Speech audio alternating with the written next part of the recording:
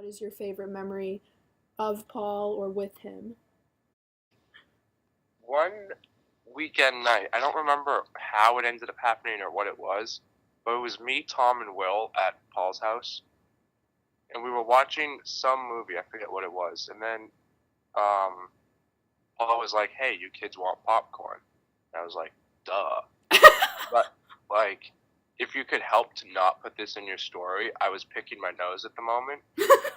And then Paul saw me, and then ever since that moment when he saw me pick my nose, he's called me Pick ever since. Well, you know the story I'm going to tell, but I'll only tell a piece of it. Uncle Ronnie and Uncle Paul, used to, when I was in Emerson, and I would say more when I was a junior or a senior, sometimes if they would come into Boston, really like maybe once or twice they came into Boston, because I lived right on Beacon Street near, not near the Fenway, like I could walk to like Fenway Park. Do you know what year it was? This would have been probably 1986. Cool. Because I graduated in 88, so it would have been like 86, 87. Yeah. And it would have been warm out because he had his red Corvette and the top was usually down. So they would park, and it was usually a Friday or a Saturday night. And usually we would go to this little pub across the street from where we live called Crossroads. It was like the Emerson College pub.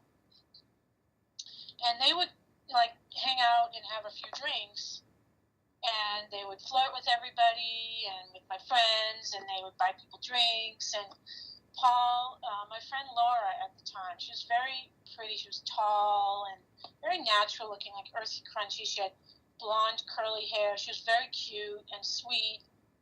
And I remember we were together, and he was flirting with her, Paul. And now, I never knew he did this, but he pulled out what looked like a license. To me, it was a license. It was his license, had a picture on it and everything. And he handed it to her, and he said, "Here, you hold on to this. That means that I have to come back and see you at the end of the night because I need my license to go home." And little did I know, he had a stack of copies of licenses. And sometimes he would come back, and sometimes he wouldn't. Apparently, that's what Uncle Ronnie said. So he would just give out these licenses as if they were real licenses and say, "Here, I'll be back. Now you know I'll be back at the end of the night to come see you." And then he would just like walk away into the mist. But Paul, I could see him standing. Remember him standing in my kitchen, and he was always very polite. He was always very polite. And I remember he came into the house one time because him and Ronnie were going to go out. I'm sure they were going to go out and cause trouble someplace. And he looked so nice. He had on a white shirt, and he had brown slacks on, brown shoes.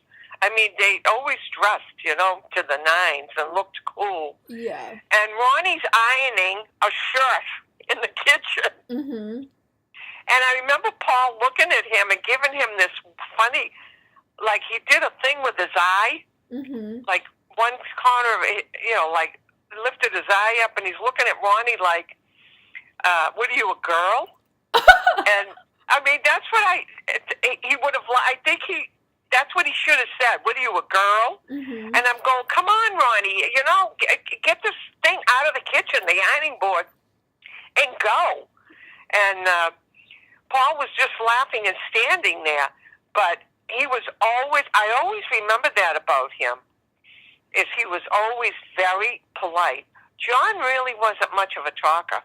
Yeah, for I sure. don't remember John being very, I actually liked Paul more than I liked John. I thought John was very aloof. Mm-hmm. Like he thought he was, something. I'm not saying he was like, he kind of acted like that, Yeah. Paul was never like that. Yeah, Paul. You could always read his face. Yes. That's what that's a good description of that memory of Paul is that I could read his face. Mm-hmm. He would have this funny, like, little side smirk, but it was a Yes. smile. Yes. It was a smile. And I know what he was thinking when he looked at Ronnie ironing a shirt in the middle of the kitchen. What are you, a girl? That's what he was thinking. Yeah. Because he did this look. Mm-hmm. But I'm telling you, Maggie, when he came here, you could hear that car a mile away. I don't know what the hell was wrong with that car. It was an old sports. Do you know how Jack's cars come and go and trucks come and go and they're loud and everything? Yeah. Well, he was pulling the yard with that car and park it there, and then they'd go out in Ronnie's car, and Ronnie had no license. Mm-hmm. But they were a couple of beauts, those two. He was younger than I, and he would sit at home, and he went down the mall, and he bought a hat. It happened to be a suede hat, a dark brown suede cowboy hat. And he used to wear it around the house. And he had boots and shoes, and he used to go out and look around. He always liked to dress sharply. He was always looking for bling, as they say, you know. And he was just a kid, but that's just how he was. And he had a glint in his eye all the time. You knew when he was doing something, you knew it, because you'd see this big smile. He had these big round cheeks that would rise up. Yeah. And he would have this big smile at me, and he would have this look in his eye. His eyes would almost curve, and he had these greenish eyes. So here he was. I come home one night, and I worked, and I used to work all the time, and I'd have a regular job, and then I'd come home and work, and I'd always try and do something for $1. Mm-hmm. And earn income, because I never had anything. It was hard. It was difficult, and it was the only way I could accomplish what I wanted to get ahead. So at any rate, I come home one day, and I come home. I worked in the garage, and I had gas on me and stuff. So I come in, and there he is sitting on this couch, and we used to have the downstairs in the house was a little different, but we had this brown couch, and then we had a big TV, an RCA TV, and I can remember him sitting across from the RCA TV with his hat and just his underwear on. His white underwear. And he was just a young kid, because I was about 18, and it was pretty funny. I burst out laughing.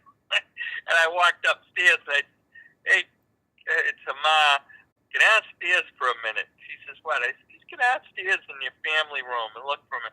And she went down there, and then she started laughing because she saw him sitting there. He had a drink in his hand. We used to have these tall plastic glasses, and they would keep things cold. And here he is drinking a cold drink. I don't know what it was. Probably soda, probably root beer or Coca-Cola, because that's Ma would buy, was cheap at First National. And here's Paul sitting there on that couch with the cowboy hat and nothing but underwear on. So it was pretty funny. It was pretty funny. When we were swimming at his pool, like at his house in the summer, and like pretty much like the whole family was there, and Jack was like drying off, and Uncle Paul like wrapped Jack up in a towel, and then just like picked him up and threw him in the pool. Like, and it was just really funny. What is the most valuable thing that you learned from him?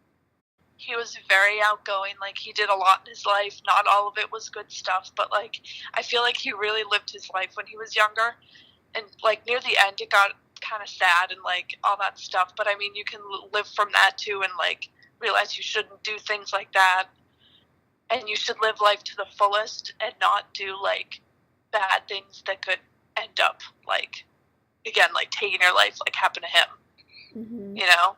Yeah. But I feel like he was like one of the most outgoing people I could remember. Paul was full of kindness. He would joke with everybody, and sometimes at your expense, but he'd never be mean and go out of his way to do it. Mm-hmm. He would be kind to everyone. I think my biggest lesson about Paul, unfortunately, I learned after he passed, is that there's no shame in a family saying to someone who is a close family friend and who knew that person, this person is sick, they could use your help. So yeah, if Ronnie, here is where Paul's located. Why don't you just drive over there and knock on the door and go see him? Maybe it might help him. Instead of hiding him away at Laurie's house. Throw open the curtain and shine a light on the problem. Maybe it wouldn't have helped, but I don't think it would have hurt. So that, I think, is the lesson for me about Paul is,